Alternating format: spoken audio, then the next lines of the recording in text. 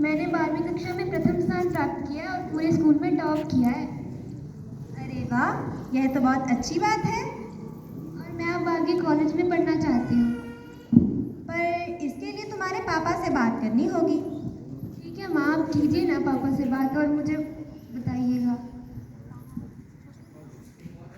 जी, पूजा का रिजल्ट आया है। उसने पूरे स्कूल में टॉप किया है। वह आगे पढ़ना चाहती है। पढ़ाई के लिए इतने पैसे नहीं है, उसे घर का काम सीखने दो, कल को शादी में काम आएगा। पर सुनिए तो, वह पढ़ाई में बहुत होशियार है। आगे पढ़ लेगी तो। कह दिया ना, बहुत हो गई पढ़ाई लिखाई। तुम्हारे कहने पर अब तक पढ़ने दिया, लेकिन अब नहीं। और वैसे भी ये रोज कॉलेज जाएगी तो गांव वाले क्या सोचेंगे कि मैंने अभी तक इसकी शादी नहीं की। 50 बातें होगी वो अलग, जमाना ठीक नहीं है। पापा सुनो, मेरे को एक नई बाइक दिला दो ना।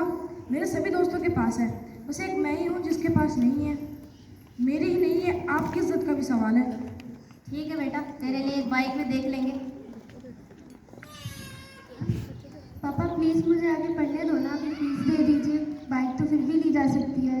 अब तुम मुझे बताओगी कि कब क्या करना है और कब नहीं। मुझे घर का खर्च चलाना अच्छी तरीके से आता है। पूजा को नहीं, पर मुझे तो हक है बताने का। जी माँ। मैंने इसे पढ़ाने की बजाय तुम्हें पढ़ाया और आज तुम अपनी ही बेटी को पढ़ाने से मना कर रहे हो। काश कि मैंने इसे पढ़ाया होता तो आज ये अपने पैरों पर खड़ी होकर अपना घर अच्छे से संभाल लेती।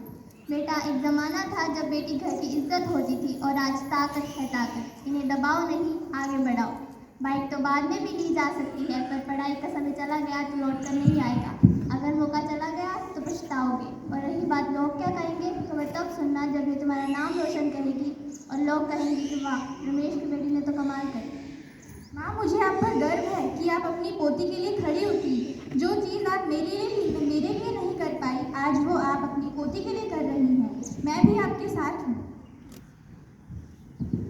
Knock knock. नमस्कार, मैं पूजा की अध्यापिका हूँ। नमस्कार, आइए अंदर आइए। मुझे पूजा के बारे में बात करनी है। जी, अंदर आइए। जी नमस्कार। नमस्कार, माफ़ कीजिएगा, मैंने आपकी सारी बातें सुन ली। क्या मैं कुछ कह सकती हूँ? बताइए, आपको क्या कहना है? भाई साहब, पूजा बहुत होशियार है, उसे स्कॉलरशिप मिल सकती है। हमें पैसों का इंतज़ाम करने की भी ज़रूरत नहीं है, बस आपको हाँ बोलना है। एक और बात भाई साहब, बेटी को पढ़ाना बोझ नहीं, निवेश है। एक पढ़ी लिखी बेटी न केवल अपने भविष्य को आगे बढ़ाएगी, बल्कि अपने जीवन को भी आगे बढ़ाएगी। मैं आप सभी की बात से सहमत हूँ।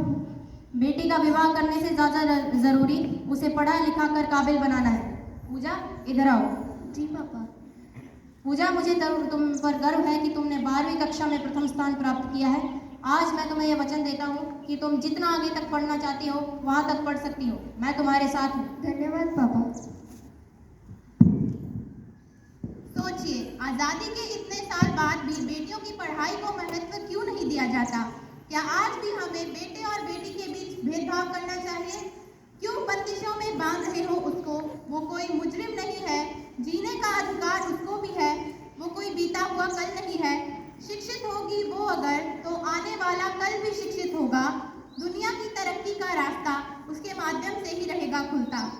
मैं हूँ पूजा, मैं हूँ सपना। शिक्षा से पाई मैंने अपनी पहचान अपना। देखो मेरी कौम ने पंच मार के देश का नाम बढ़ाया। पीवी सिंधु ने शटल से इतिहास में झंडा लहराया।